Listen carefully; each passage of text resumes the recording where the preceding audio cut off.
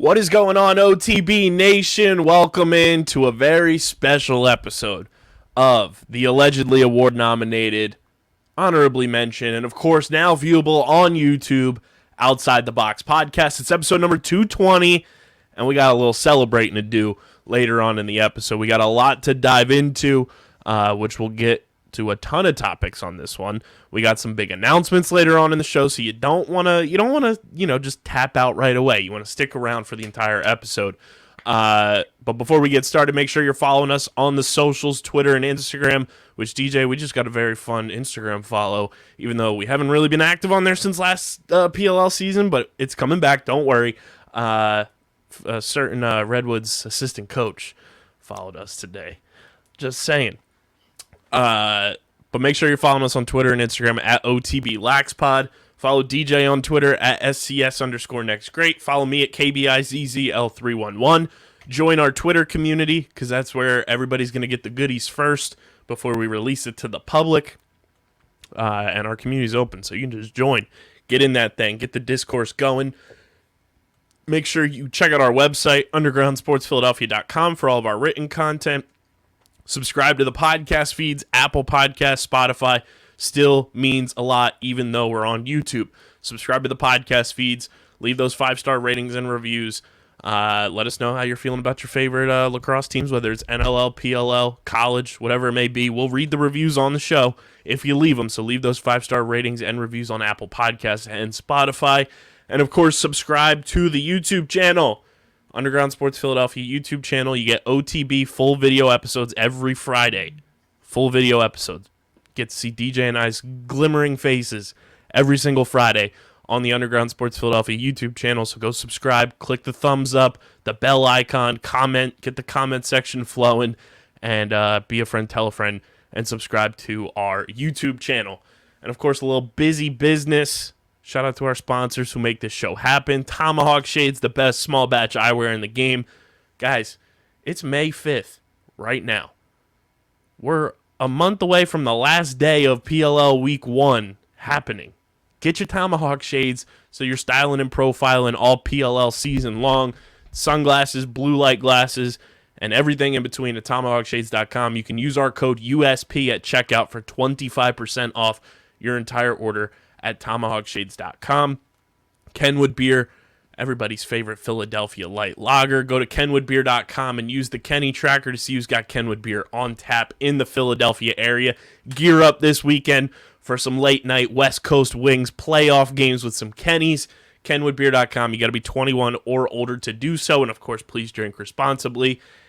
And our boys over at Bino. DJ, the boards are here. I felt like Pauly D. The boards are here. They are here, excited, can't wait. All you Lax dads, get ready, because we're ready to kick some ass and take some names in those tailgates. Go to binoboard.com. That's BINHOBOARD.com and use our code BINOUSP for 10% off your order at binoboard.com. And I also learned, because we got the black turf board and the limited edition green turf, apparently there's some different consistencies with those that you can do a little bit of different stuff on each board, and I was like, oh, that's pretty interesting. Okay. And also, the Bino League is coming to the YouTube channel very soon, so stay tuned for that. But Bino USP at binoboard.com for 10% off your order. What's poppin', Coach Deej? We are getting better every day. We got 3 games next week, all very winnable. We play Monday, Wednesday, Saturday. Season's coming to an end, though. We got about 2 or 3 weeks left. So I got to start getting that banquet together, figure out some awards for the guys, all that good stuff.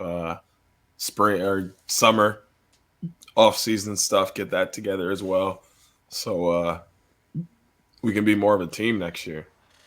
Not more of a team, I should say. They're very close-knit, and they look out for each other, but more skilled, more lacrosse-like. We're we're playing a lot of almost like elementary soccer where we kind of just follow the ball. So now we just need to understand a defensive package, understand where we go on offense so we can actually play lacrosse. We know how to pass and catch now. We just got to play lacrosse. So I'm happy where we're going. We love to see it. We love to see it. And you know what else we love to see, Coach Deej? These games from Week 22. It was insane. Lots of fun matchups. To recap the final week of the regular season, we went to overtime and a 1-goal game once again with the Philadelphia Wings and Georgia Swarm. But the boy, the champ, the MVP, the best player on the planet, Blaze Reardon, gets the thing done. He seals the deal and sends my Philadelphia Wings to the postseason, sends the Georgia Swarm packing, and the Wings win 11-10 in the 5th straight 1-goal game between these two teams. Electric game. And the Wings are postseason bound for the first time since returning to the NLL in 2018-2019. Halifax beats Rochester 13-10. Obviously, their postseason spot was already punched. Albany is in the playoffs. They made me look like an absolute bozo this year. They're in the postseason. They win 17-9 over DJ's New York Riptide. The Toronto Rock, I want to apologize to them for not flipping my pick. They win 10-7 over the Buffalo Bandits and just made me yearn for one more week and a rematch between those two teams to see who would actually be in first place. Toronto gets a win, though, 10-7 over Buffalo. Saskatchewan comes through. The Sask Rush fans came for your throat on Twitter, DJ. I don't know if you saw that. They end the season on a 4-game win streak and beat Panther City 13-9. Calgary beats Colorado 14-11. The other game that I said, maybe I'll flip-flop that. And I didn't. And I feel like an absolute bozo for not doing it. And then San Diego squeaks by Vancouver 10-9 in a much-needed win for them. So I only lost one game in the standings, so I'm 5 games back going into the playoffs, but there's plenty of games to go. But, DJ, congratulations. You win the regular season title. I will gladly take that. Thank you. Congrats. Lots of hard work. I had a couple of weeks where I literally was like, I don't sports bet for this very reason because I obviously know nothing about lacrosse. Like 0 for 4, 0 for 6. Like, oh my. I think I had like 1 for 6 week or 1 for 5 week, and I just went, dude. But you also had 2 6-0 weeks. That also made me feel like a champ. And I hope someone listened to me this week and made some money. Because now you owe me. Let me see that. Let me get a 20 up off you real quick. As a whole, though, this season, you and I combined, pretty damn good picking games this year. Pretty damn good. Like, I think we finished close to or above 40 games over 500, which is absurd. Insane. I don't think anybody else is picking games that well. No, not that I know of. We know ball. We know ball. And I mean, looking at this week, like postseason set. Yeah, the thing that blew my mind was San Diego came out with some stats and stuff. Somehow Austin Stotts had the most goals this year on their team with 37. Yeah, and missed time. Yeah, quite a bit of it too. I'm like, how did that happen? Like they have Dane Dobie on their team. He's a gamer. He started the year with like 7 goals in a game or something like that. Like what? He's a gamer, man. That's first guest in OTB history, Austin Stotts, for the people at home. That was probably like the one thing that blew my mind this week. Everything was kind of clear cut for me. Didn't expect too much. I did see the Rush fans come for me. I just left it where it was because it's always fun when they come for you. There's nothing I can really say. It's always fun. They Sask Rush fans on Twitter are the most fun and entertaining fans simply because they care so much about their team, and they were so good for that period of time where they won 3 out of 4 championships, went to 4 out of 4. And they'll give it to you. They'll make you feel stupid, but it's all in good fun, and it's very entertaining. With them, I felt great for them. Going out on a 4-game win streak, some positive vibes for them. The final standings in the regular season this year, though, the Bandits. We'll start with the East. The Bandits obviously at 14-4. The Toronto Rocket 13-5, Halifax at 11-7. The Philadelphia Wings, Georgia Swarm, and Albany Firewolves all finished 9-9. Georgia does not qualify for the playoffs though due to tiebreakers. The New York Riptide finish at 6-12, and the Rochester Nighthawks finish at 4-14, and will have the number 1 pick in the entry draft this coming fall.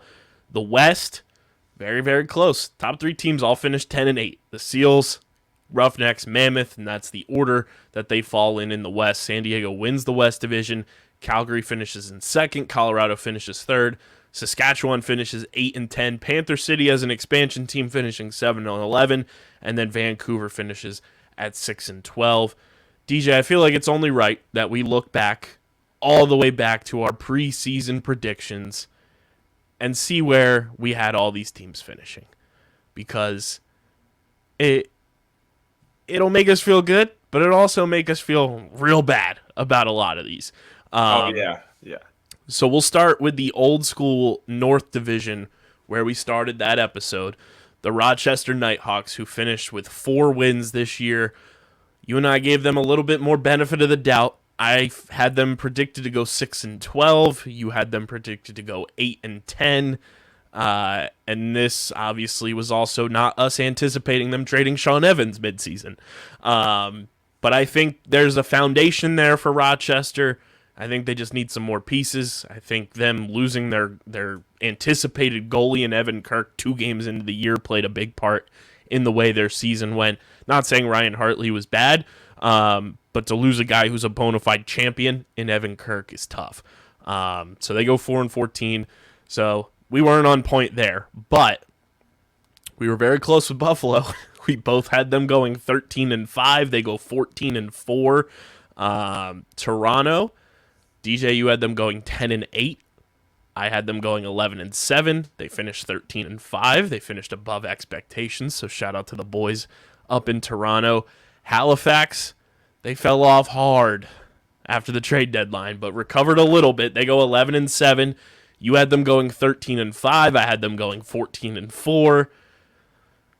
Maybe next year, boys. Maybe next year. DJ, you got to feel real good about this one. Let's go to the East. Your New York Riptide, right on the money, 6-12. Let's go! No way. I had them at 7-11, which if they would have won last week, I would have gotten that one. But you had it right on the nose, 6-12. They might have bumped up a few spots because of that. That's special kind of connection right there. I don't think I got anyone else right on the spot. I don't. Yeah, we'll see. The Philadelphia Wings, you had them at 12-6. I had them at 14-4. Thanks, boys. They go 9-9, but they do make the playoffs. I did have them making the playoffs, so that's a good sign there. DJ, the Georgia Swarm, the first team eliminated from your State of the Fandom, right on the nose, 9-9. No way! I'm so good at this. And I had them at 10-8, so I was right. Around there. That's how we felt about Georgia. We felt they were like a 500 team. Yeah. And they turned out to be. Now for the embarrassing one, the Albany Firewolves. I had them at 3-15. They finished 9-9. You had them at 5-13. They flipped us a double bird and said, "Fuck you guys. We're gonna go to the offs and make you look like fools." We were very close again, DJ. Heading to the West, the Calgary Roughnecks. You and I both had them at 11-7. They go 10-8. So close. So close. That's tough. Another one, very, very close, and it could have happened if they beat San Diego last week. The Vancouver Warriors finished 6-12. You and I both had them at 7-11. That's so close. Wow. The Saskatchewan Rush, they underperformed for me. You were very, very close. They finished 8-10. You had them at 9-9. I had them at 12-6. Then the Colorado Mammoth, if they would have won last week, I would have had it. I had them at 11-7. DJ, you were right on the money, 10-8. This is wild.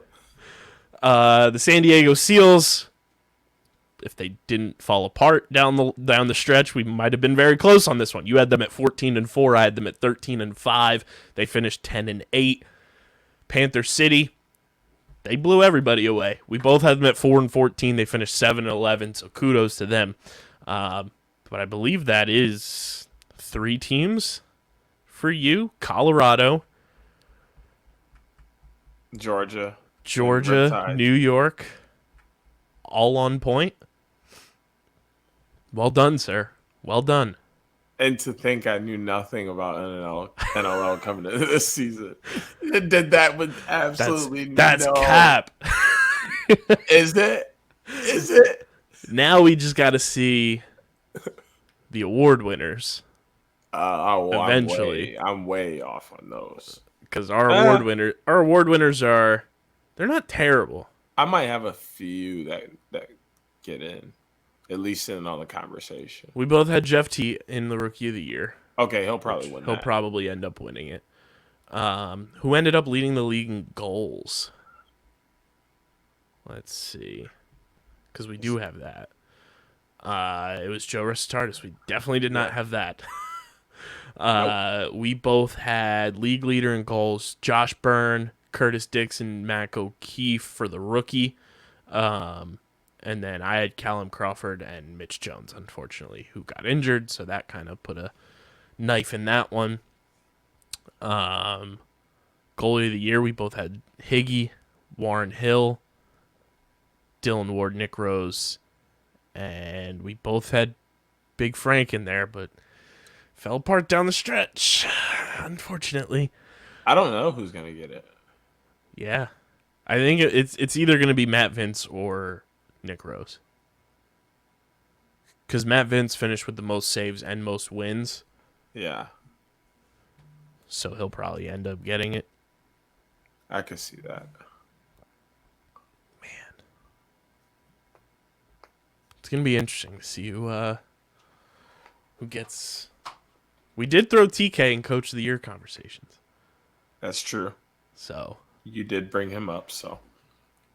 I doubt he'll get it because it'll probably go to Tavares for Buffalo, but we digress. I don't know. 7-11 in that Western Conference. Yeah, as an expansion team.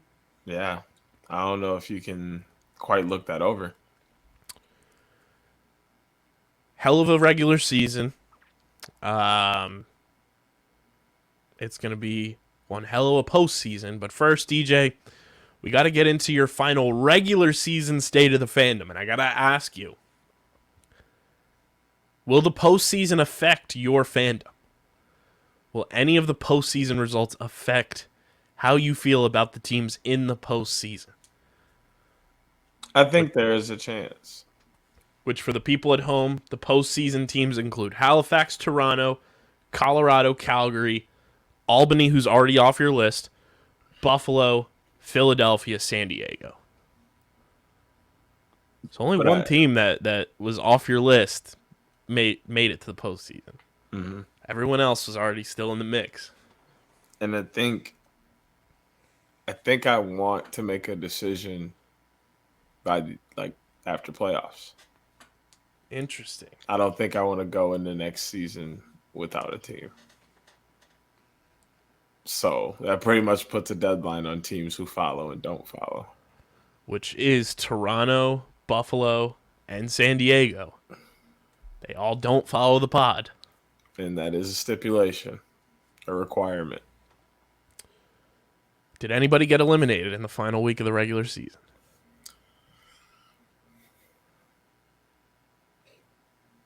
I think I already eliminated Vegas after we talked about that. I think you said you were waiting for their jerseys. Oh, yeah. Yeah, you're right. I think you said that was like the last thing you wanted to see because the jerseys could win you over a little bit, but you were waiting for the jerseys. Okay. Other than them, I don't think so. I think so. Everybody's safe. Yeah, going into the postseason. They're chilling. Postseason's an interesting time, so it's a different animal. I want to see who's got that postseason. I'm used to. I'm a LeBron fan. You know, he he coasts through the regular season and then he turns it on for the playoffs. I want to see who's got that notch. Who's turning it up a little bit. Just a lot of experience in postseason lacrosse in this year's playoffs. So it's going to be very, very fun to see how it all goes down. And it all starts this weekend, DJ. So I think it's time to feed some ducks and get into our NLL quarterfinals picks of the week, powered by the homies over at Pickup. You guys can go to playpickup.com, start playing the hottest headlines in sports, rack up points on your fan profiles, cash them in for prizes. Playpickup.com. DJ, the NLL quarterfinals, it's a one-and-done situation. So these matchups, it's one game only, win or go home. And then the following week for the semifinals and the finals are 3-game series, best of 3, which is brand new because back in 2019, it was all one and done until the championship. So the semifinal now is a best of 3. I personally like that a lot. But the quarterfinals, it's one and done. Our first matchup, Friday, May 6th at 7:30 p.m. Eastern Time. It's an Alterna Cup matchup, sort of, kind of. It is the Halifax Thunderbirds going to the First Ontario Centre to take on those Toronto Rock. A 2 versus 3 seed matchup in the East. How do you see this one playing out, DJ? I'm smashing the Rock on this one. I think the Rock got this one, no doubt. It's one, the collapse of Halifax post-trade has been shocking to watch. And 2, just Toronto has been on a roll recently. They're playing well, and like we just said, Nick Rose is arguably goaltender of the year, and then Challen Rogers and etc. in front. No reason to believe they'll slow down now. Plus, when you got Captain America up there doing the thing, I'm right there with you. I'm taking the Toronto Rock as well. They're at home. I think, and it's not like a situation where the face-off matchup's a little different. Like, you have 2 of the best face-off guys on the planet going against each other, so that's going to be a key factor in this game. But like you said, Halifax, they've been able to beat up on Rochester since the trade deadline, but haven't really shown much else. So give me Toronto. I think they'll get it done, and they'll move on to the semifinals. The next matchup on Friday night is 9:30 p.m. Eastern Time. We get playoff teal turf, DJ. Calgary hosting Colorado. A rematch of last week. A West Division showdown. I think Colorado is going into this game with a chip on their shoulder after losing last week. Calgary, obviously the defending champs. They battle their way through this regular season to get to the playoffs. They win the Alterna Cup. Now they're back at it to try to defend their championship title. This, I think, is arguably the hardest matchup of the weekend to pick. But something tells me Colorado's going to turn it on and find that switch like they have in the postseason before. And it's the postseason. You guys know how I feel about Colorado in the postseason. I'm taking the Mammoth. It's something about playing a team twice in a row. Not just in lacrosse. In a lot of sports. And not just these 2 teams, but just this year in general in the NLL. We have seen teams play a team, turn around and play them the next day, and they split over and over. Calgary just won the last one.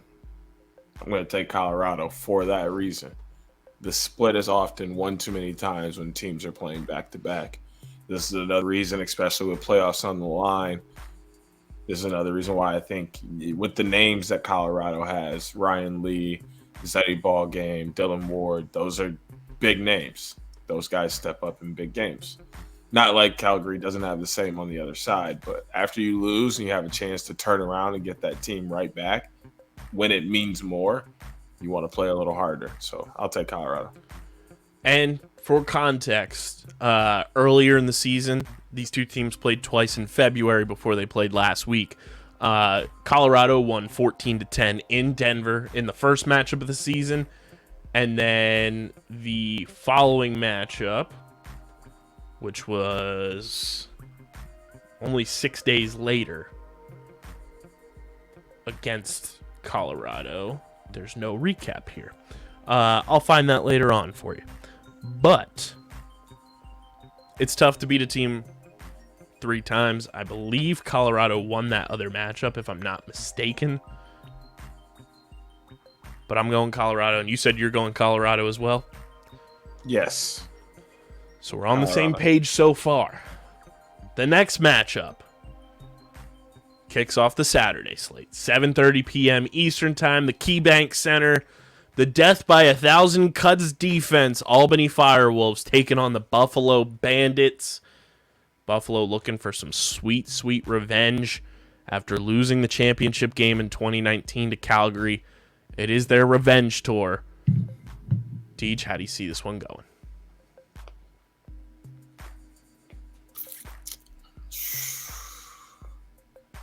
This one is very tough for me to pick. This is probably the second toughest, I would say. With the Wings getting into playoffs for the first time as a reestablished team, San Diego hasn't necessarily looked great. They did get back into the win column after losing, 6 in a row, I think it was. Yep.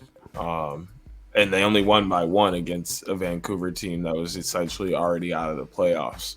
So it's interesting to see them get this matchup with the Wings. And not to cut you off here, Calgary won the second matchup in February 9-7. So Calgary's up 2-1 in the regular season series. Okay. And so that's why they had the tiebreaker and got 2-3. But yeah, I think I'm going to go out on a limb here and make CFO Mama Margie very proud of me and pick the Wings to win this game. This one's for Albany Buffalo. Oh, wrong team. Sorry. Well, now you know my pick for that game. Well, just to give some context, I'm on the same page. I'm taking the Wings to beat the Seals as well. So we're on the same page there. Buffalo all the way. This isn't even a question. We have the same picks. I don't even care about the. It's the first round. The first round. It's almost chalk, I'd say. Like I said earlier, Colorado-Calgary's easily the toughest matchup to pick, in my opinion. For me, it's that Wings San Diego. Because San Diego has so many big names, including Frank. They can all just turn it on and be like, it's playoffs. I don't care. But then you have the Wings who are playing so good right now, and they're playing that gritty, tough lacrosse. And beat San Diego earlier this season. They beat them earlier, and it's the first time that they're back. And it's kind of like being an expansion team of a team that's already been here before, and you get back to that stage. You feel like you're shouldering all that old weight. You kind of have to – you've now reestablished that tradition. You've set yourself back as the Philadelphia Wings, so now you have to carry yourself that way. So that's a very tough matchup for me to pick, but I like the Wings. Yeah, so we're on the same page. We're both going Toronto, Colorado, Buffalo, Philly. I like it. I feel good about those picks. Somehow, some way, I'm sure Calgary and Albany are going to flip middle fingers to us or make us sweat out these games. And then it'll be, 1 a.m, and we'll be pulling our hair out watching San Diego and Philly. But those are our NLL quarterfinals picks of the week, powered by the homies over at Pickup. What a week. And it's going to be fun for the semifinals and the finals, because it'll be potentially 3 games each of each matchup, which will be very fun. I think this postseason, at least, DJ, we should also include on the picks graphic the playoff Corgi, who the NLL tweeted out there. I think we should be trying to beat the Corgi or be on par with the Corgi. For everybody out there, the playoff Corgi picked the Bandits, picked Halifax, picked the Wings, and picked Calgary. And then they picked the Bandits to win in the conference finals and the Wings to win in the conference finals. and then the Bandits to win in the NLL Finals, which it bounced off the rim, which hit me right in the Kawhi Leonard feels, off the wings into the Bandits bucket.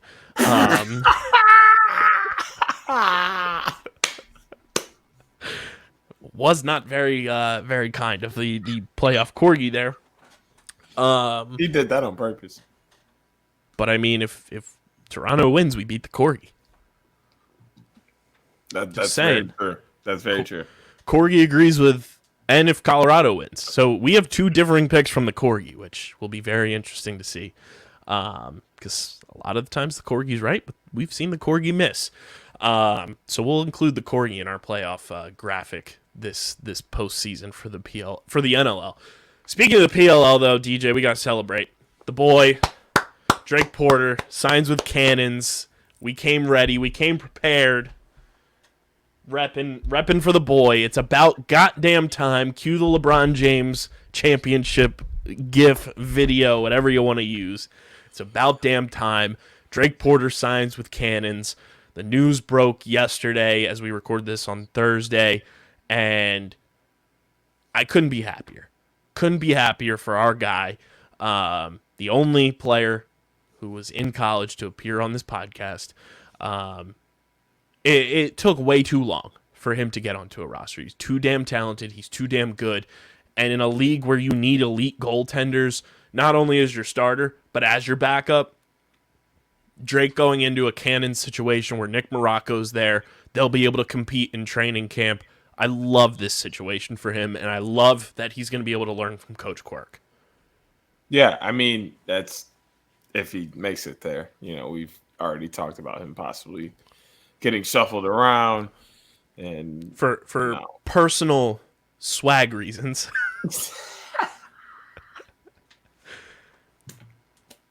I'll say that if Drake Porter ends up on Chrome at any point, like, they jump in the standings in my fandom teams, still below Redwoods, but like they're firmly entrenched, like tied for second with Chaos.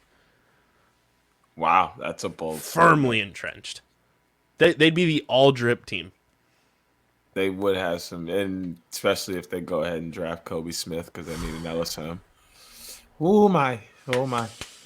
Because, I mean, they technically do need a backup goalie. Not saying Drake Porter wouldn't necessarily be backup, but he'd compete for the starter, in my opinion. He can compete for starter with Scanoni, but either way, having Porter or Scanoni as a backup is much better than not having a goalie or possibly. And that's no slight at Sean either, like, because you look at Redwoods, like, you have Tim Trauner and Jack Kelly, like, that's such a great situation to find yourself in. You look at Chaos with Blaze and Austin Cott, and obviously Blaze is, the best on the planet, but Austin challenges Blaze in practice, helps him get better.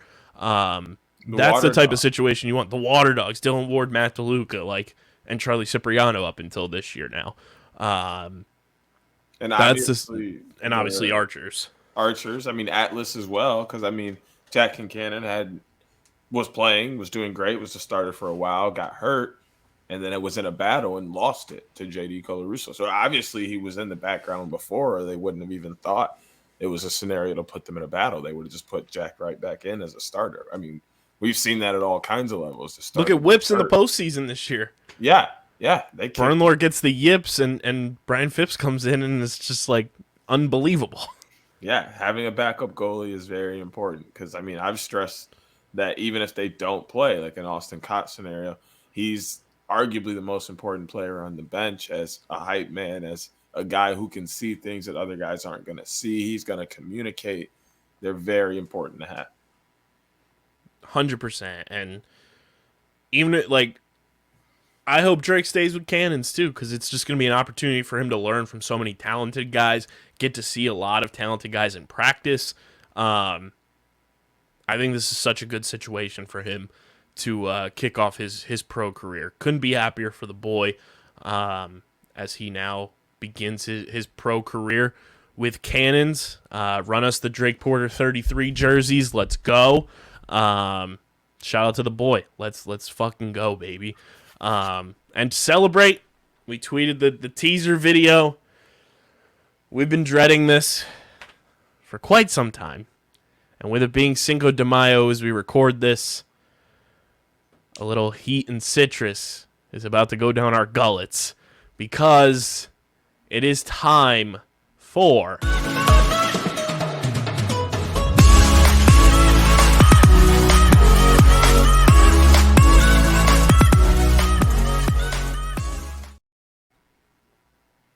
It's the Flamin' Hot Drake Porter Do Review.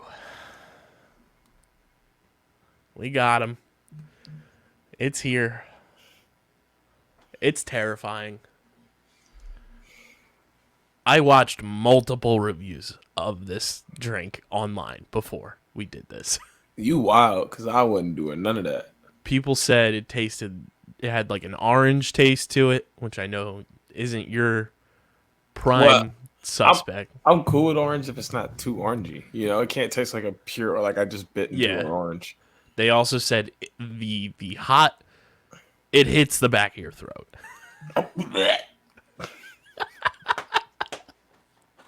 I'm about to die. We're not going to survive this. I've been yelling all day. Like, first off, I wake up and go talking to a microphone for hours. Yep. Leave there and go yell at kids on a lacrosse field for hours. And then Thursdays I come here and talking to this microphone for hours. And then you want me to burn my throat with this drink? My Diet Dr. Kelp. I wish it was a Diet Dr. Kelp. No, for real. I don't even know what Diet Dr. Kelp tastes like, and I'd rather have it. I will say, the mascot is dope. Yeah, it's literally like a rendition of the Flamin' Hot mascot. Do you remember that skate company, World Industries?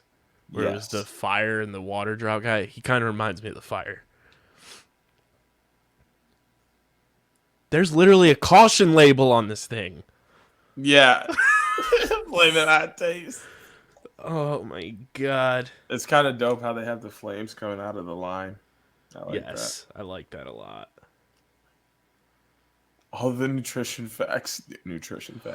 Oh, I got no nutrition. All the nutrition facts are yellow.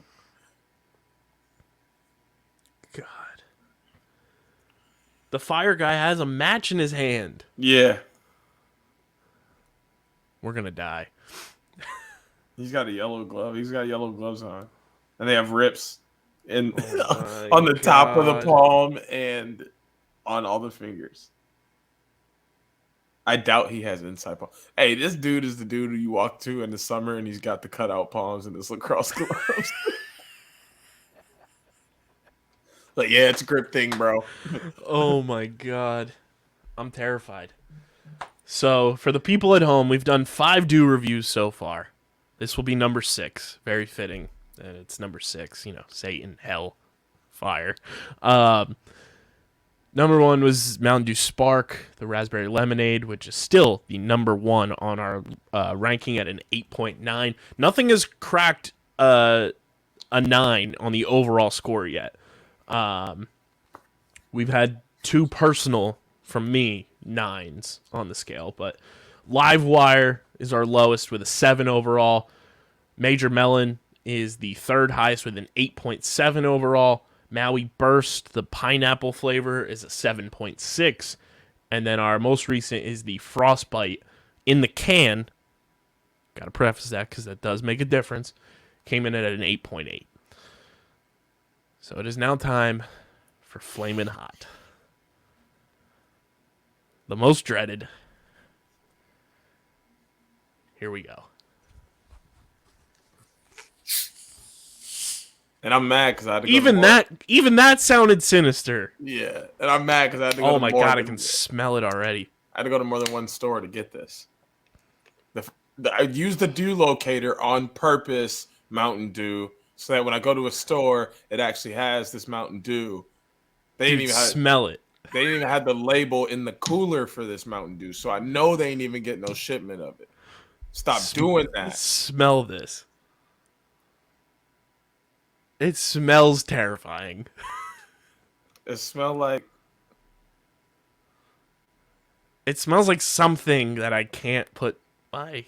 It smells like you took... It some Tabasco and put it on a line. Oh my God. Here we go. Cheers, brother. Cheers. Cheers to Drake Porter signing with Cannons. Drake Porter's a cannon. Happy Cinco de Mayo.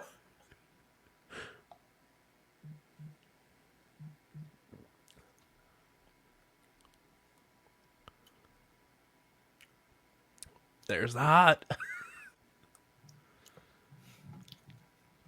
That hot is stupid.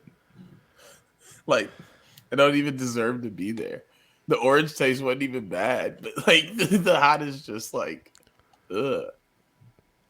Whew.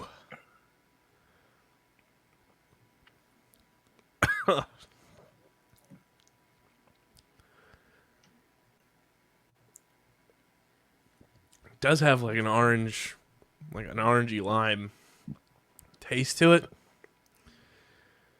But then that hot, like, it's so dumb. And it hits the back of your throat. And it just like settles there. Yeah. Like it does not move. God damn. I can't believe we did this, bro. This was so dumb. Oh, We really shouldn't have done this. it's not as bad as I thought it was going to be, No, but it's but bad. it's People. like one of those why. Don't, people. Don't do this. Please don't do this. There's no reason to drink this. I just lost. I don't even know what this would pair with. Nothing. Tacos? Nothing. It kind of tastes like just like live wire with heat. buffalo kick. It's just don't drink this. It doesn't pair with anything. Don't try it. Not worth your money. I'm finna pour this down the drain. I'm gonna make CFO Margie try it. That's awful. I'm about Just to see what she thinks. I'm about to DM her on Twitter and say don't do it. You should get your mom to try it too. No. She gonna be like, shook him. Yeah, she'll shook him right across my face. Oh, Awful idea. this is. And then, like, when you stop drinking it, it's awful in your mouth. I need a chaser. Ugh. God, that's terrible.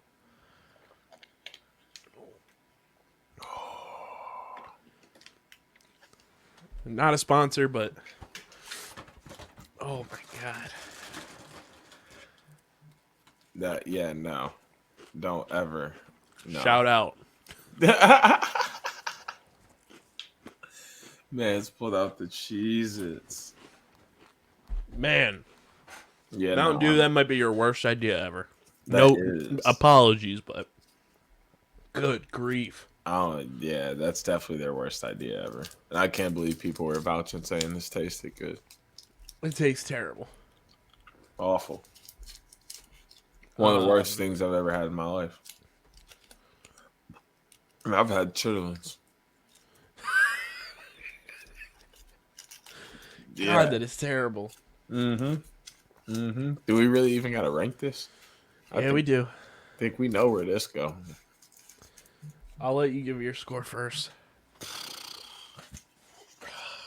This is a solid one. Do not recommend. It's a flat one. Do not recommend. Because I already didn't like the live wire, which is what it tastes like, and then you add that awful heat element, and I just can't. Oh my God, it's terrible. Yeah, if we're making one the lowest we can go on our scale, it's a 1. And I typically don't give round number scores, but it's a 1. It's terrible. Not worth it, like DJ said. Don't even worry about trying it. We just did it for you. We're here for the people. And I can't even think straight. Worst score to date. Flamin' hot. 2. Easily the 1. worst. It's like sitting in my throat. I don't think anything's going to get worse than that, for real. I feel like I need to, like, brush my teeth. Definitely. Oh, my God. But I'm scared that might make it worse. Yeah. That was horrid. Awful. Lived up to the bad expectation. Oh, yes. The worst that of the we worst. had. Worst of the worst. Which, to be fair, this kind of has me, like, feeling okay about the gingerbread one. Yeah. Because, like, it can't be It can't get worse than right? that. It cannot be worse than that. It literally can't be worse than that. Right? That's terrible. There's no way we're going to give someone a 0, right? There's no shot. One's got to be the lowest. Got to be, right? I can't even, like, formulate words. Unless something actually is worse than that. And it's not even that it's, like, that hot. It's just, like, one of those, like, instant, like, kicks you in your uvula. I mean, it's just not a pleasant No. taste. That's bad. Whoever thought of that, come on the pod. Yeah, so I want to speak to whoever said, oh, yeah, let's do this. I got lots of questions for you. Oh, my God. The thing that I did, though, I didn't watch what people said after they drank it in their reviews. I just watched them drink it. Man. Oh, man, that is funny. I wasn't watching nobody drink anything. Wasn't watching nobody, talk about it, none of that. Because I was just going to get in my head. This is terrible. I wouldn't even think. I literally almost forgot. If you wouldn't have texted me and said Happy Flaming Hot Day, I would have came home without one. I promise you. I wish we did.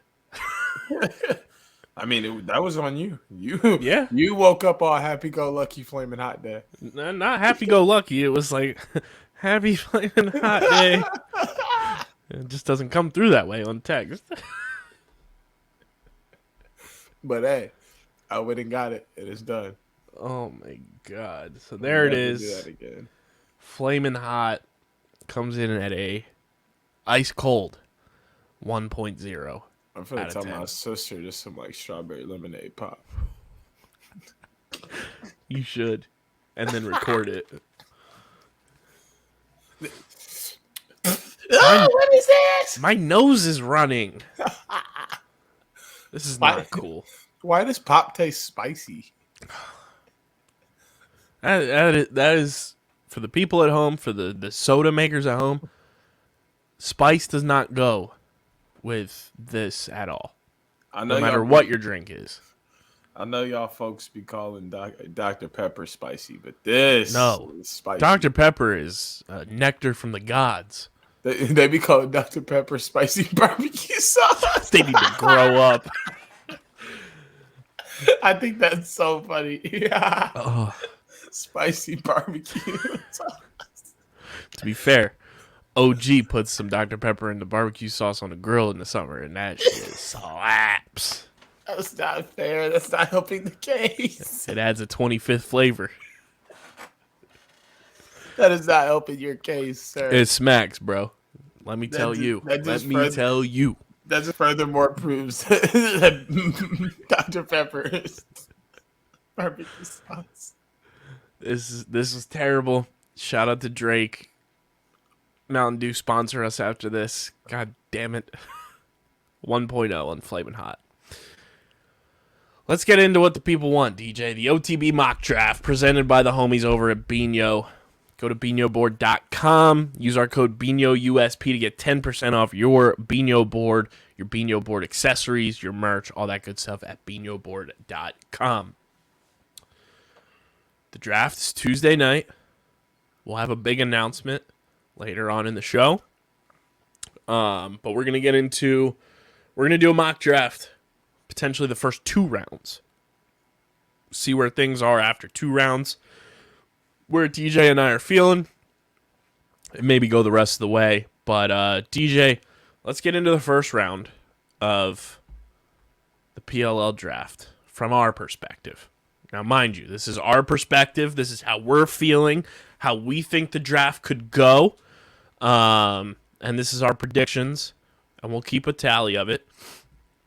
DJ, I'll let you draft your first round first.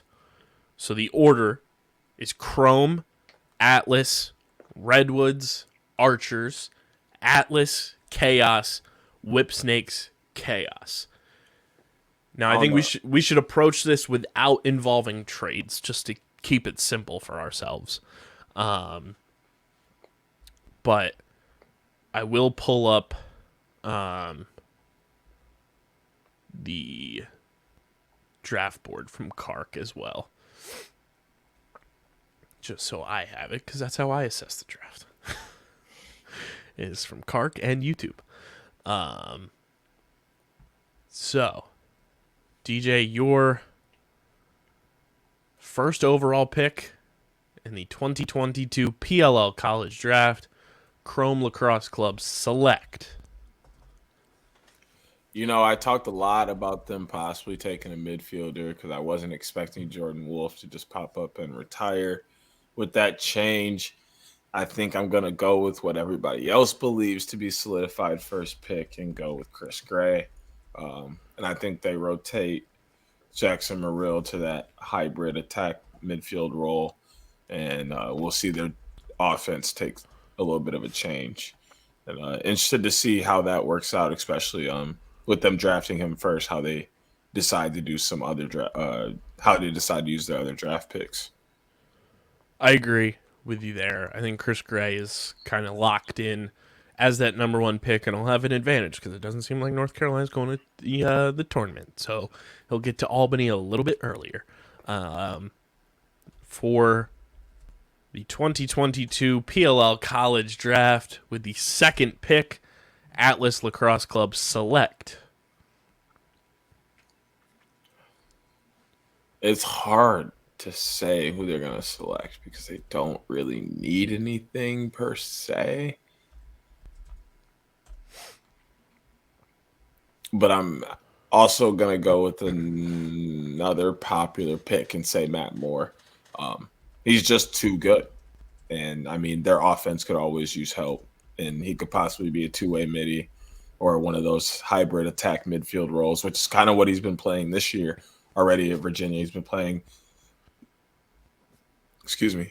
a lot from up top instead of down low and taking a lot of dodges from there and facilitating the offense from there. So wouldn't be surprised to see him do the same thing with the Atlas. With the third pick in the 2022 PLL College Draft, Redwoods Lacrosse Club select. The only pick I'm absolutely 100% confident on will 1,000% be drafted because it's the only pick that makes sense. It's the only team for him to actually go to. If any team were to trade up and take this kid, I'd literally blow my gasket on our possible thing we're talking about later. Yeah, you know. Yeah, I will literally blow a gasket there. So just to give you an FYI and heads up on that, Arden Cohen is going to be a Redwood. Yes. 1,000%. I don't think there's much to be said about that. He goes to Notre Dame. He plays defense. I think there's only one place for him to go. Case closed. With the fourth overall pick in the 2022 PLL College Draft, Archers Lacrosse Club select. Oh, I really hate to say this because I hate this school so much. Everything about their colors, the place they are, the things they say. But Arceri is an unbelievable face-off man and will be drafted as the fourth overall by Archers. Wow. That early. What else do they really need? Fair. That was really what took them out of the race last year. Stephen Kelly started struggling at the face-off stripe, and their offense saw a huge decline, which affected their defense because they were playing a lot more defense. They go hand in hand. If you're not getting the ball, your offense suffers, which makes your defense suffer because they're playing more and seeing more shots. Got to get the ball, and especially when you have such a powerful offense like the Archers, which I'm not even going to rattle the names because we could go on and on. The offense is way too good to not have the ball. You got to go strong, go get you a face-off guy so you can get back. Because they still made the playoffs, but get back in the playoffs and win a game and possibly get into a championship game for once because they haven't done that yet. Just because they can't keep the ball in their sticks because they don't have a reliable face-off man. Arceri's young. Do you mean Inacio? Yes, I'm sorry. Inacio. He's young. He's very good at S&G. He can score. He has pretty decent stick skills. So why not go? And he can stay on and play D. He's one of those new age elusive face-off men that you want, not only in the PLL, but we may be able to see him stretch over in the NLL as well. With the 5th overall pick in the PLL College Draft for 2022, Atlas Lacrosse Club back on the clock, and they select Kobe Smith. LSM is another big thing they have to address. And I think he's the best LSM in the draft. He's got the swag. He's got the offensive capabilities. He's amazing on the face-off wing. He plays good defense. Can't go wrong there, in my opinion. And he's got the swag. He's got the swag factor. with the 6th overall pick in the 2022 PLL College Draft, the world champion Chaos Lacrosse Club select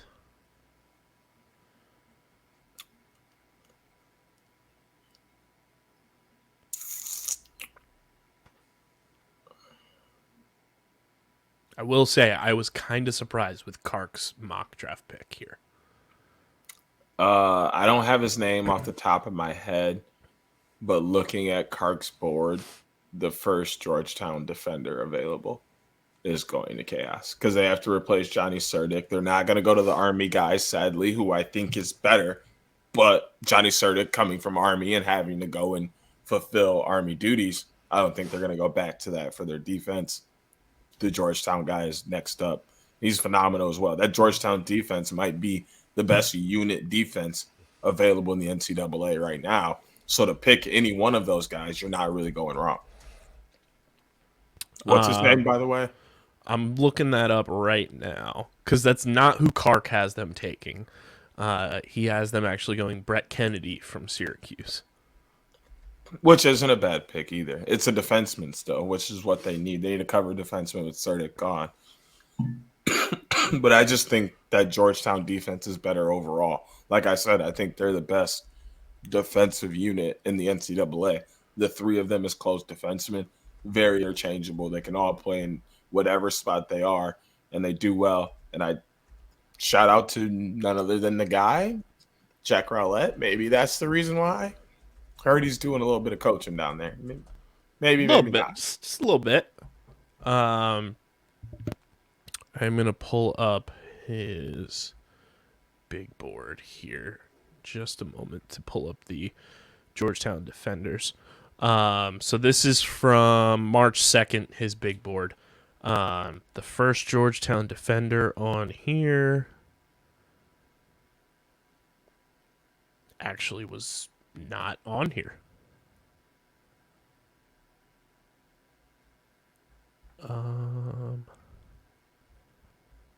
Interesting.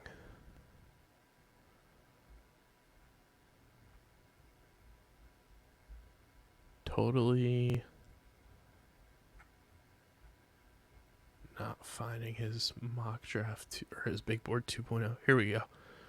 Big board 2.0.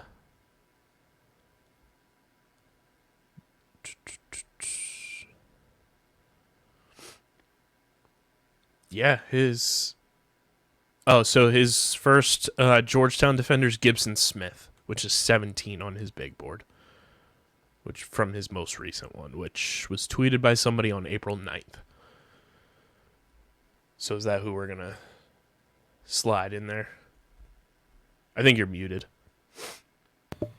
Yeah, that's what I'm going with Gibson Smith, and it's a big jump, but I think it's more of that Jack being there, coaching him up, knowing what it's like to play at the next level, and it wouldn't be the first time a player's vouched for another player and it's worked out. I mean, Josh and Chase kind of led to a championship, so a little bit.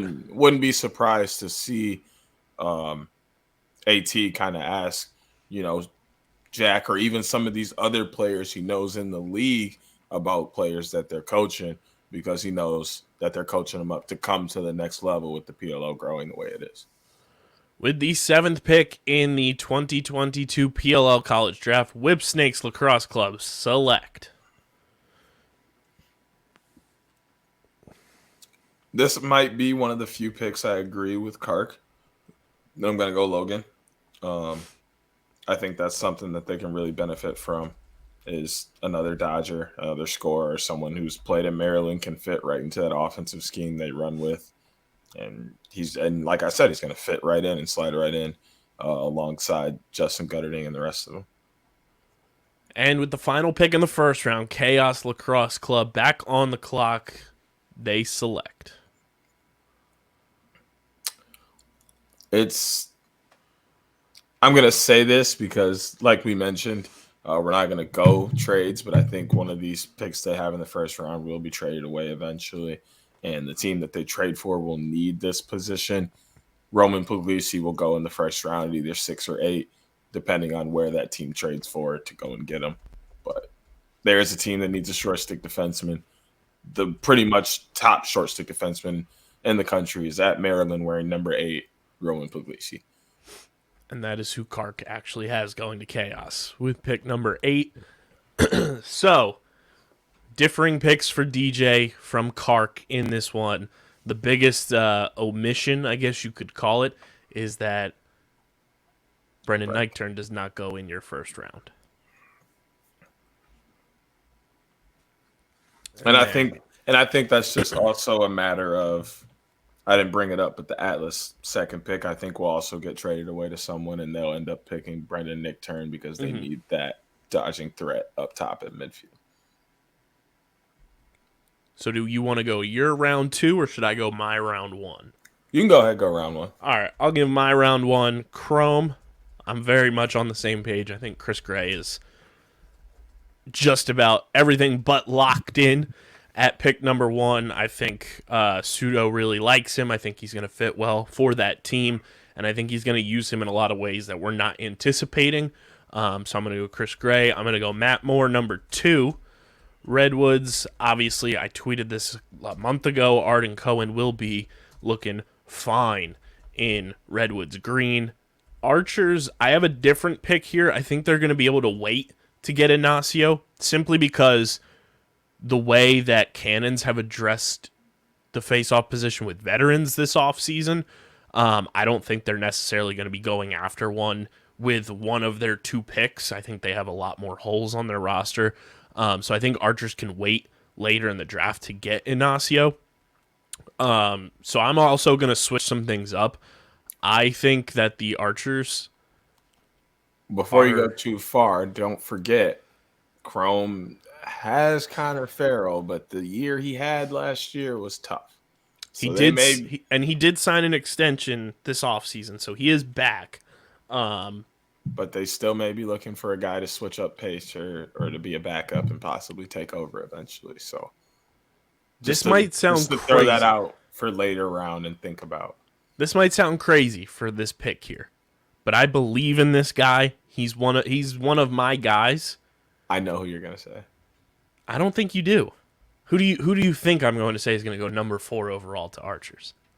It's a guy that wears number 32 at a purple and black school. No. Okay. I'm actually going with a guy who's going to be wearing purple and black in the NLL next year, Jonathan Donville. I think Donville, in that Archer system, running a potential 2-man game with Ryan Ambler in that midfield, could be lethal. He does so many different things than Ryan Ambler does, and he brings such a different element to what Archer's game plan could be from the midfield. I think that could be a sneaky pick for Coach Bates at number 4 to take Donville.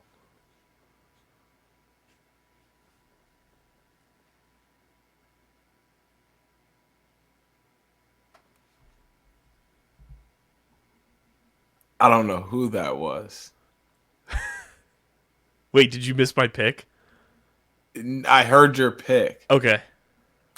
I don't hate that pick either because that could be a speed lineup if you throw Joey Sankey out there with those 2 as well.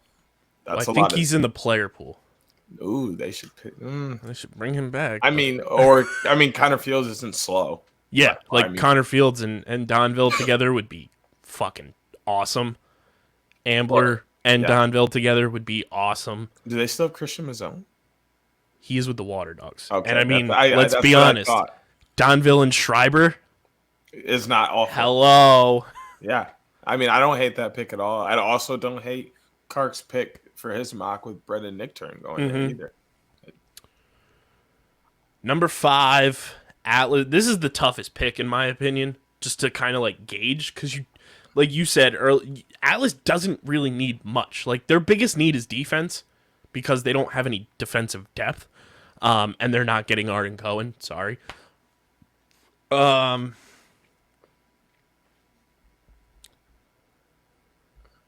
Let's see. This is tough. I'm gonna go crazy here. I'm gonna go a little off board. I'm gonna say that they take Marcus Hudgens from Army because he's obviously Army. I don't really know his military obligations or anything. He was 13th on Kark's big board back in April. He's a guy that if he's not able to play, it doesn't kill you because you have your 3 guys there with Cade, with Tucker, and I'm totally blanking on who their other defenseman is. Rexroad. So it doesn't kill you. Like he's the perfect guy to be a young depth defenseman, learn from those 3 guys, and then Tucker's like the oldest of those 3. When he eventually retires, you could have Marcus Hudgens, having learned under him, ready to step in as long as his military obligations afford him that opportunity. So I think it'll be an off-the-wall pick there because Arden Cohen goes off, and that's really the position of need, I would say, that Atlas has. So I'm going to go Marcus Hudgens at number 5 overall.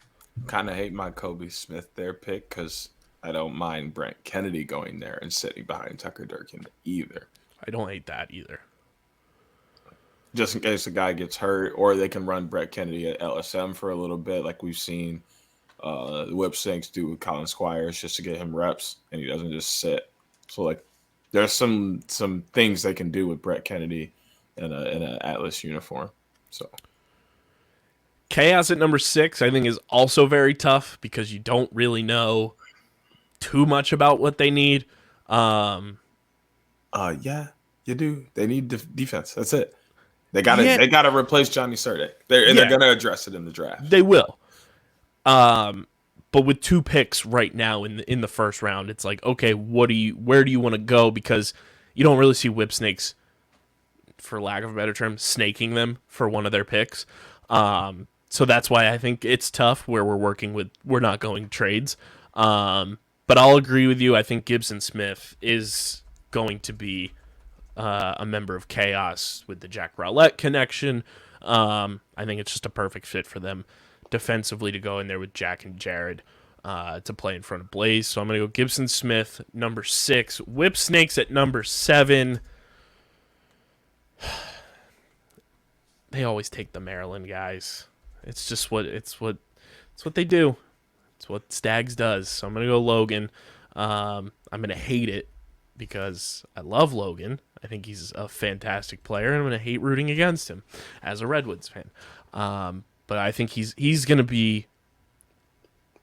It pains me to say this. Logan Wisnauskas could end up being the best player in this draft. He's that talented, and if he meshes in with those former Maryland guys playing in a hybrid Maryland offense with Zed Williams in the mix as well, he could end up being the steal of the first round.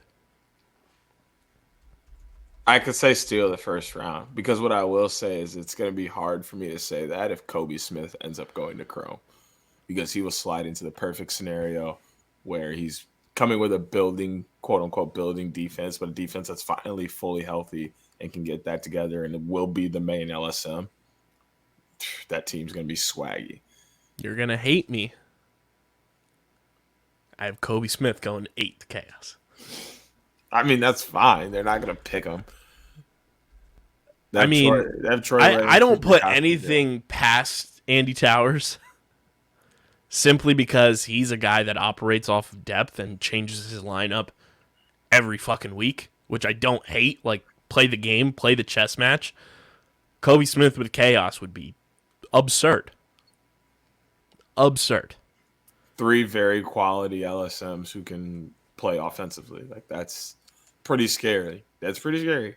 And like And he does so many different things than what Troy Ray does that it just makes him a versatile chess piece on Andy Towers' hybrid Canadian board of lacrosse. So I literally see their LSM room and what the LSM room has evolved into. It went from CJ Cosby was pretty like OG LSM, legit, can shoot on the, get it out in the run, can shoot, but really it's just about solid defense, picking up ground balls.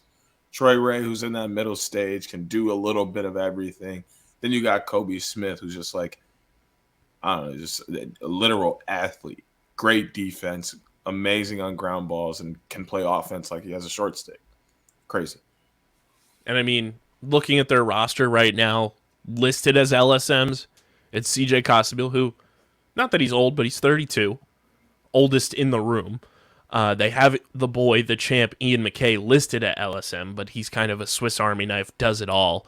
Matt Reese as well. I don't know what his military obligations are this summer with the Navy, but he's listed there as well. And then obviously Troy Wright. But if you can get a blue chip player like Kobe Smith, I don't see. We've seen Andy Towers take gambles before.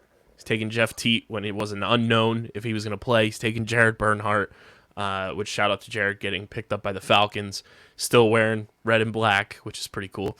So I'm going to go Kobe Smith. I know it probably won't happen, but it's one of those things where it wouldn't shock me if it does. Deej, let's get your second round cooking, which the second round looks like this. Chrome have the first pick. Cannons have the second pick. Atlas have the third pick. Archers have the fourth pick. Atlas have the fifth pick. Water Dogs have their first pick at pick 6. Whipsnakes pick 7th. And Chaos pick 8th.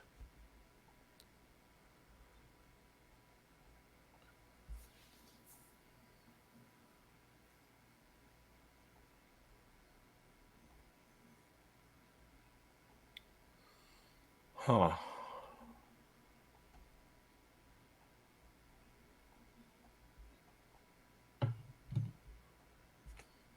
Who picks first?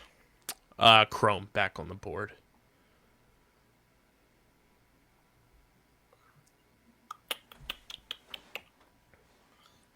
I will say Nakai Montgomery. I think they go back to offensive board, get another dodging midfielder to help out up there. Because like I said, if they don't go with Chris Gray in the first round, they could probably go Matt Moore, who plays up top and has that dodging midfield. So they'll just address that in the second and do it with Nakai, who's probably the best dodging midfielder in the country. But they definitely have options there between Brendan Nichtern, who I didn't bring up in the first round, and also Asher Nolting, who I didn't bring up in the first round either. Mm-hmm. Lot of options there. Cannons now on the board for the very first time.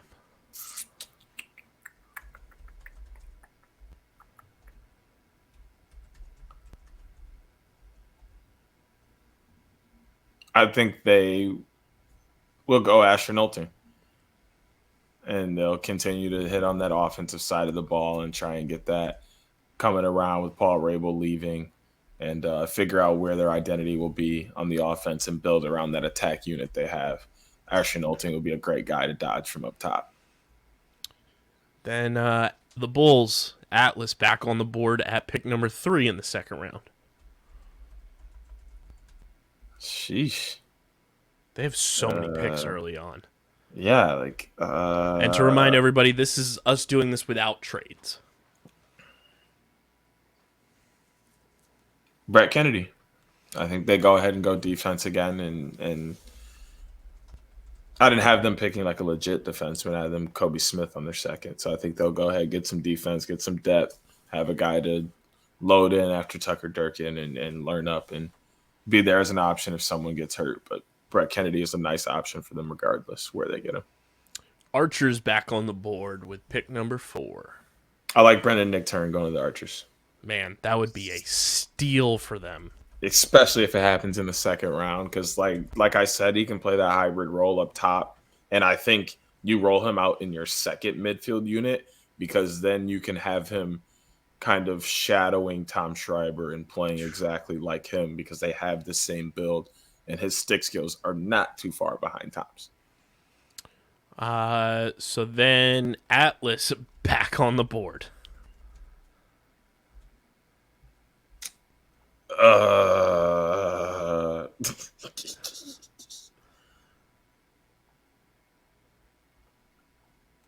trying to think of anyone that's a good idea to pick for them. They don't really need too much. We'll go Hudgens as well.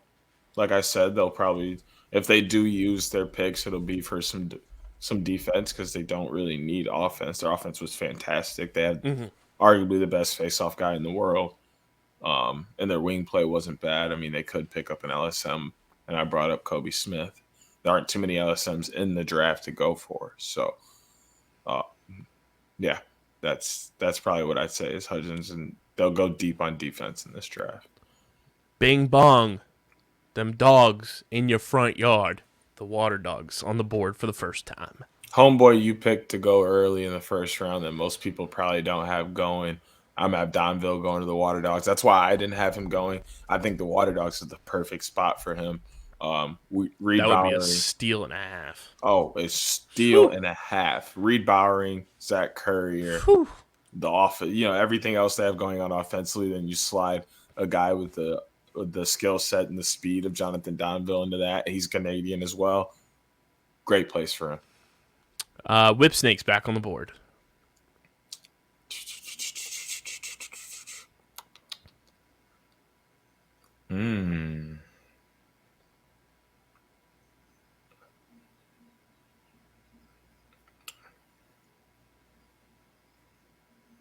This is tough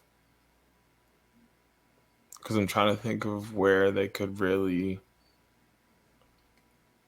Maybe they go out and pick up Inacio just to have someone behind. Well, you had Archers taking Inacio in the first round.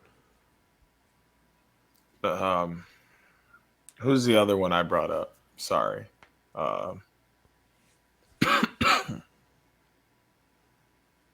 Arceri. There's a different Arceri this year? I believe so. Because all I can think of is Gerard, who's backing up Trevor. I could be wrong, though. Everybody knows I don't pay attention to college. I'm trying to remember who the kid at Georgetown is right now. I probably sound about just as dumb as you do. Let's see.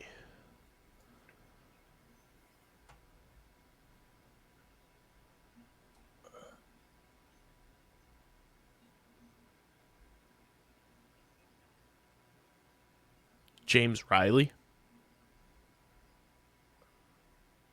Yeah, but he's awful. not necessarily awful, but. And then there's Carson Milburn. Yeah, no, neither one of them is going to get drafted. I was probably thinking of Gerald Arceri, which is also very bad. I really don't know. This one might blow some people's minds. Not on anyone's big board at all, but could be an extremely sneaky pick. Josh Sawada out of Michigan. He's the kind of guy that's just suave on offense, has a very good stick, very sneaky, very good place for him to be with the Whipsnakes because he can just move off ball. He's had so much emphasis on him, and he's had to do so much as the primary ball handler with Michigan. It'll be nice to see him step into the PLL and just move off ball and catch and shoot because he finally can. And then the final pick of the second round is Chaos back on the board. Also will probably blow people's mind. One of these two picks will not happen because no way is two Michigan players going back to back. But I do think someone from up north is going to get picked in the second round. I think you know where I'm going with this pick. Yes, I do. His first name starts with an N, last name starts with an R. He will be reunited with his brother wearing a Chaos jersey. Nick Rowlett, number 37 out of Michigan, as a face-off man. I don't hate it. No, Don't I hate mean, it. not that they need one, because Max Adler was great last year, but he'll be a nice backup. And I mean, who He'll battle doesn't? Tommy Kelly in training camp. Exactly. And who doesn't want to play with their brother at the next level? Yeah, I don't hate that at all. So I am back. Chrome with the first pick in my draft. They are going to take the swag lord Nakai Montgomery as well, to just solidify them as the All Stees team with Nakai, with JT Giles Harris, with Colin Heacock, and with my boy. Y'all already know. The real ones know. If you know, leave it in the YouTube comment section. Cannons. Might blow your minds here a little bit. I'm not going to go Asher here. I'm going to go Jack Hanna from Denver as my pick for Cannons. That's not even a mind blower. That's actually pretty legit.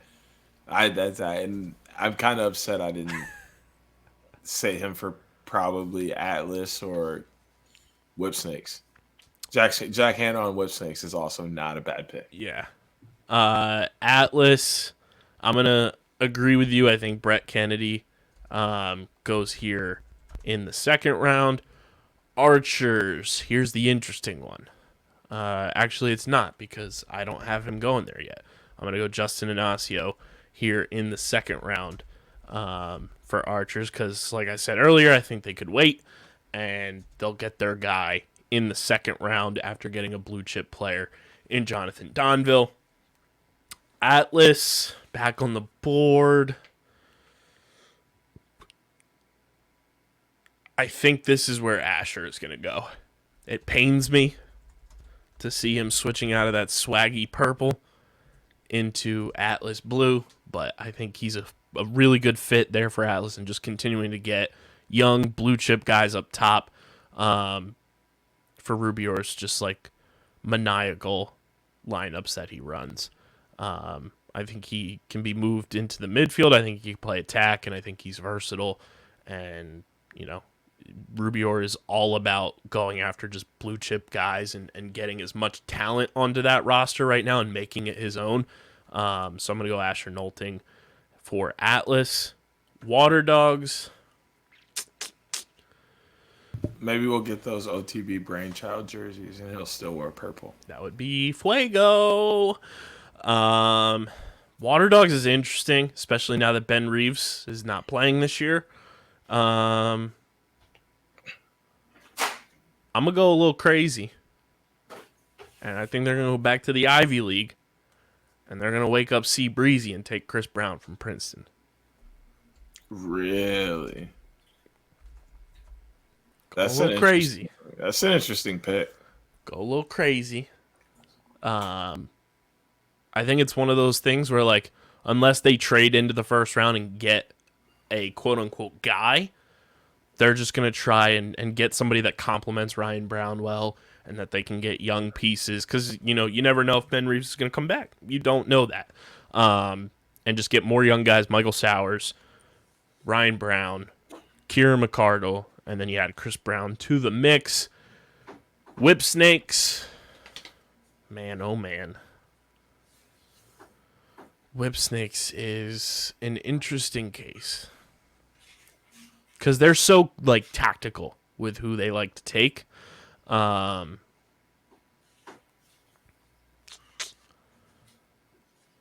going to go a little wild here. I'm going to make this pick with the intentions that this guy gets traded. They are going to take Brendan Krebs, goalie, Manhattan, take him off the board, and dangle him to somebody that potentially needs a goalie. We've seen this in the past. We saw Dylan Ward sit behind Blaze for a year and then boom, traded. I think they're going to take one of the young goalies and make Chrome. Potentially take a guy that Whip Snakes wants, and then they swap those players. And then my final pick for Chaos. Who boy.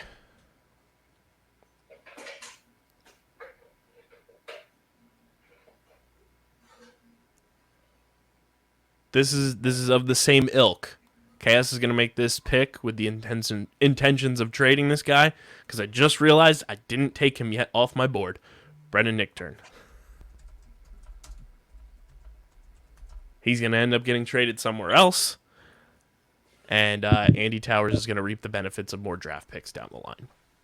So there's our 2-round mock for the people. We'll have a special announcement on the Twitter machine. We'll save it for the Twitter. Actually, no. We'll announce it right now. We're doing a draft stream. Tuesday night, 8 p.m. We're working on some other logistics, but just know we're going to be live Twitter. We're going to be live Facebook. And we'll let you know if we're live anywhere else. But we're going to be live for the draft in its entirety. Going to be very fun. Looking forward to it. I'm looking forward to this draft more than I was the NFL draft. So Tuesday night, come chill with us. It'll be like a companion stream for the draft. Hang out with KB and Deej watching the PLL draft. DJ, should we do our top 5? Well, I was prepped to do it. To round it out. So the very first YouTube top 5, the Colin Squires top 5, the rope hats dropped. And you already know DJ and I love some swag. So we're going to do our top 5 PLL rope hats, the Colin Squires top 5. I forget who went first with our. It's been a while since we've done a top 5. I mean, I don't care who goes first, but I'll give you the honors. Kick it off for the people. I think we should preface that we'll leave out the Redwoods, as that's obviously number 1, as we both already have it. I was going to say we can include them. Oh, I thought that was just going to be a unanimous number 1 that we just. I don't know. We're going to leave off. I don't know if they'd be number 1. They're definitely in my top 3. Well, okay. But I will let you go with your top. And obviously there's going to be some repeats because there's only so many available to pick from. But DJ, your number 1 PLL rope hat. Wild for the people. But fashion is something I'm really huge on. Color blocking is something I really like to do. For those of you that may not know what color blocking is, it's wearing a bunch of different colors in your clothing, but making sure that they match your shoes. And sometimes your hat, when you wear one, the best color blocking hat available out of rope hats is the Whip Snakes hat. Got to be number 1. That thing is fire. That Whips hat is gas. Fire. Love the colorway. It's very third and secondary color Vancouver Grizzlies. I love it. Love that pick. And I agree. Like fashion's huge. I'm a massive hat guy. DJ's only seen a smidgen of the hat collection. The hat collection is bananas for your boy. Number 1 for me. I'm going to have to pull these up, too, just so I can see all of them. But number 1 for me, I think, because it is pretty much a brainchild piece, and I did say that this should be their rope hat, I got to go chrome. Those colors just look beautiful. The black hat, great choice. So I'm going to go chrome with my first pick. DJ, you're second in the top 5. There is something very crisp about black, red, and white. That Chaos hat is just clean. Mine's on the way. It's just clean. That's it. That's the only way I can describe it. Clean. Yeah. I'm right there. Chaos is my number 2 as well. It's just like the red and black combo is just a beautiful thing. Whenever you see it, it's a must cop of anything. So give me Chaos at number 2 as well. Your number 3, Deej. One you're not fond of because of your personal beliefs, but I think this hat is a banger. It's one I literally wouldn't wear. I'd get it and I'd put it up, leave it there. I would have to clean it every so often to make sure the dust ain't putting dirt on it. But Shout out to the boy Diggs Tape. He's been praying for this hat to pop out, but that Atlas rope hat is fire. White and baby blue is just one of my favorite colorways in general, and they did very good with that. I'll say that's not cracking my top 5. I hate white hats. Just simply because your boy sweats. And if you sweat on a white hat, it looks so bad. Number 3 for me is the ever-elusive, finally back in stock Water Dogs. Black and purple for me is in that elite echelon of colorways. It looks gorgeous. It's the OG PLL rope hat. Give me that Water Dogs, John, at number 3. DJ, you're number 4. Gotta go chrome. Let's see. I'm going to tap in with Whip Snakes at number 4 for me. For all the reasons we stated earlier. That colorway is fire. The red is amazing. We talk about it at nauseum talking about the NLL. There's not enough red in terms of just like lacrosse drip. So give me that Whips hat at number 4. Yeah. The lack of red in lacrosse actually blows my mind. There's no lack of it in high school or college. There's plenty of red. Yeah. There. But at the pro level, it really blows my mind. There's not more red because it's literally just chaos and whips. And I guess cannons, but they don't use it enough. Yeah. So maybe they'll pop out with a red jersey this year. We'll see. Also, the whips, they got the OTB teal in there. So yeah. Shouts to the boys. Which we'll be cool with. I don't know if it's not necessarily the same teal now that I'm looking at it, but close enough. 5. You're number 5. Water Dogs, and I think it's just because I don't mind. Okay, I shouldn't say I don't mind purple. I pretty much despise purple. A lot of rivals. You love this hat though. I do. The hat's great. I love the hat, but so many rival schools I played against are purple. It just ruins it. And also putting chaos with red and then the pink Miami Vice colorway with chrome. Obviously, those black hats are going to go above the black and purple. Yeah. And then I didn't put redwoods on there because I had already come in with the unanimous thought. I'd pre-made my list, by the way. I had come in with unanimous thought that redwoods were going to go up top because since we both had one. And all right, we'll leave redwoods off. That's fair. So that was my unanimous thought. I'm going to come in with a wild card. You're not expecting it. I know which one. Give me Beans Lacrosse Club. Yep. Because your boy got that hat, and it's much different than these other rope hats, too, in terms of texture, in terms of design, and it's a fire hat.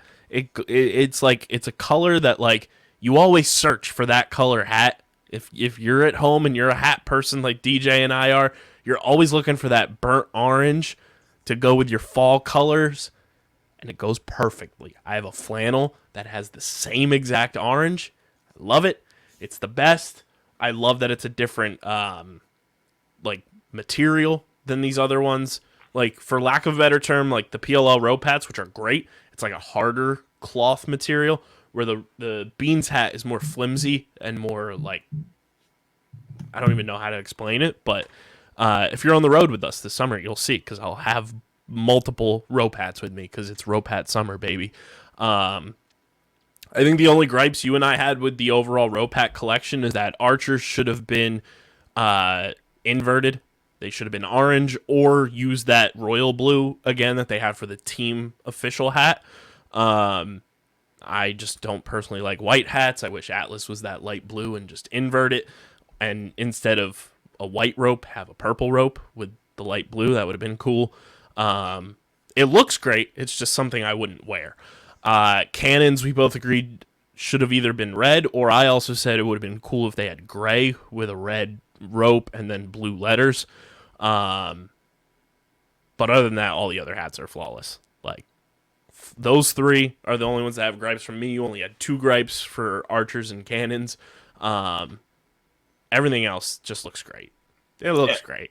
And it wasn't even like Archers and Cannons did anything wrong, Right. PLL with their design. It was more of, I personally do not like base navy blue hats. They just like that colorway doesn't look good. It's like, tough to put into a fit.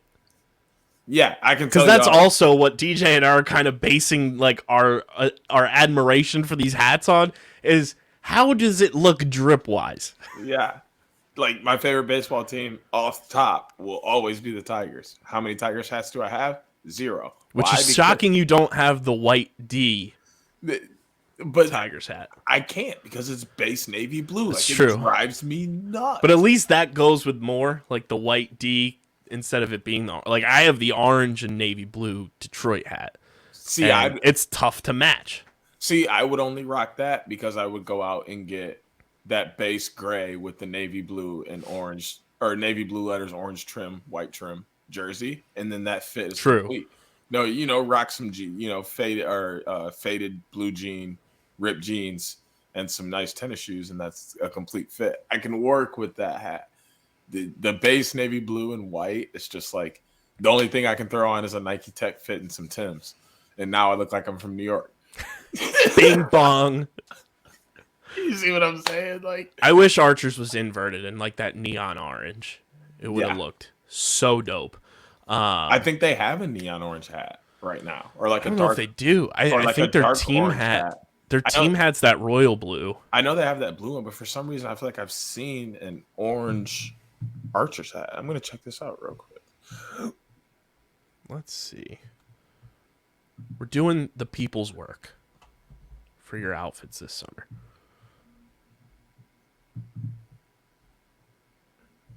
So they have the draft day hat. Yeah. With the orange brim. Yeah, I'm looking at like the official team hat. If it was that blue, it would have been so much cooler. It would have been fantastic. That's an amazing blue. I would have been more. And what I'm wondering though is if it is that blue, but it just looks bad on the website for whatever reason. True. Because what we can't say is we haven't seen any of these in person, other than, to be fair, Beans, Redwoods, and Water Dogs. Yeah. I will have Chrome and Chaos ones by next week's show. Yeah. So very excited about that. I saw that, immediately copped those two. And I will be copping Whip Snakes, which might be the only Whip Snakes merch I ever own.